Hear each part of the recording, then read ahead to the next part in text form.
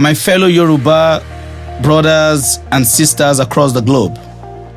One day, the forest had to vote.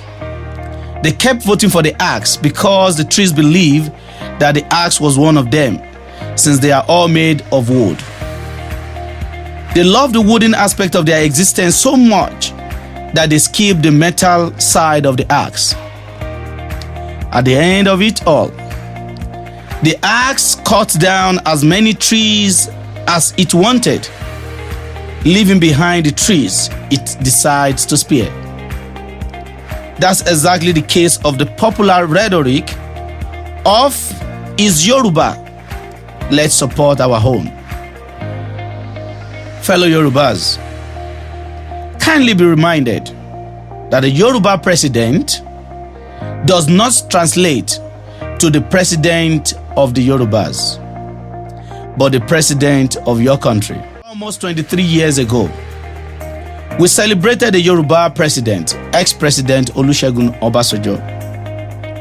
In his 8 years, every success he accounted for, like the telecommunications and the internet, were felt by every Nigerian, not just us, the Yorubas. Even till today, those two projects remain the most significant project any president has done since this new democracy began in 1999. And every Nigerian is enjoying them across the nation, not just the Yorubas. But what about his failures, like the electricity and petrol increment? You all felt it the same way too.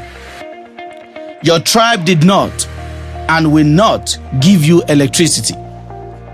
Nor did your tribe spare you from buying petrol, the same price as other tribes bought it during the Obasanjo regime. And even till today, we remain part of the victims of the high cost of petrol, just like every other tribe. After him came Yaradua. May his soul continue to rest in peace. That was the best president we ever had in our history. Immediately he got to power, he brought down the petrol price from 75 naira to 65 naira, among many other successes in his short time in power. Did you not enjoy like the North? Did you buy petrol more expensively because you are not a Northerner? And then Goodluck Jonathan took over.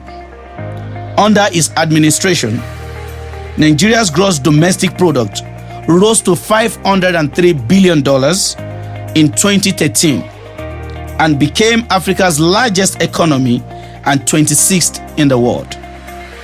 Also, Nigeria became the #1 destination for foreign direct investment in Africa, among many other successes. Likewise, his failures. For instance, the nonchalant attitude displayed towards the security of lives and corruption. Did you not enjoy the achievement of his administration? And did you not also feel his failures? And then came Buhari, the current president, a Northerner whom the North celebrated as their own messiah. In the last 7 years plus, the number of terrorist attacks that has befallen the northern people has not happened in any other region of the country.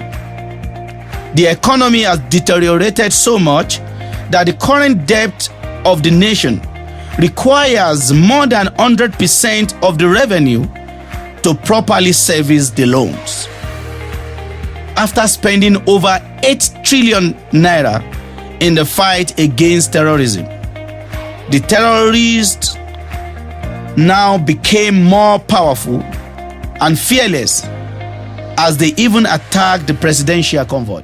The insecurity in the country today is felt across the whole nation as attack has reached every region, like the Ibarapa and Owo killings. Who can travel by road today in Nigeria without fear? Kidnappers everywhere. And flights are a no-go area for a common Nigerian due to its high cost of transportation. Are the Northerners not feeling the heat of a great failure like the rest of us? Are they spared because the president is from the north? Another opportunity is ahead of us, and we are still spreading the news of a tribe. It is time for a Yoruba president. So I hear many of you chant. Are you really looking for a man that will fix your nation, or a man from your tribe, regardless of how much you may suffer for another 4 to 8 years? Are you not tired of suffering? What more will tell you that a president's failures and successes are for everyone in a country and has nothing to do with the tribe or religion where the president comes from? We have 3 major candidates who are from the 3 major tribes of the country. A Yoruba man, Ahmed Bola Tinubu, an Igbo man, Peter Obi, and the Northerner, Atiku Abubakar. Any of these men who fails or succeeds as a president will affect you equally, regardless of the tribe of the winner of the 2023 presidential elections. So if you are going to choose a candidate, why not focus on who is most likely to succeed with the least record of failures, rather than spreading a tribal rhetoric of "it's Yoruba turn," even if the Yoruba candidate is a criminal ancestor.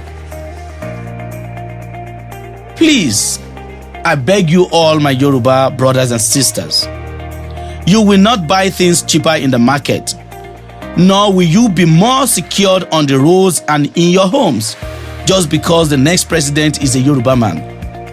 You will only suffer from his failures the same way everyone else will.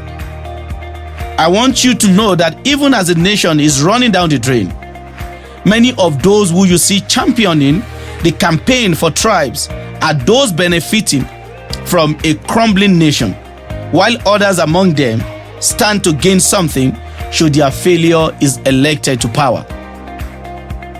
Be reminded that there is a class of people in a country who are either political jobbers, business people who profit from a destabilized economy, and the complete ignorance.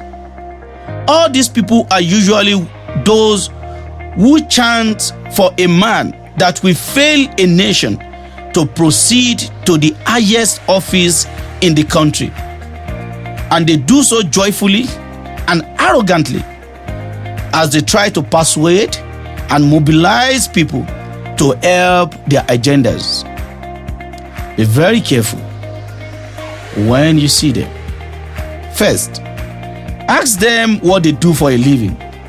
From their answers, you will easily understand what their intentions are. If you will not employ a man to manage the affairs of your own company just because he's a Yoruba man, why do you want to hand over the biggest treasure God has given you, your children, and their generations, to a man all because he's Yoruba? My fellow Yorubas, would you love your tribe so much that you forget that evil has no tribe?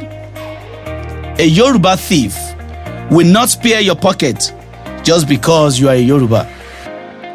Please think deeply. A man will not fix your nation because he's a Yoruba man, but a man will fix your nation because he's competent enough, has the goodwill and the fear of God to do so. I hope you will not make another mistake that you will regret for another 4 to 8 years. The forest regretted voting for the axe. I want you to keep that in your minds. God bless you all. God bless our nation, and God bless Africa. I am your Yoruba brother, Bankole, popularly known as Banks. the president and the founder of Freedom and Development Movement, FDM. I salute you all.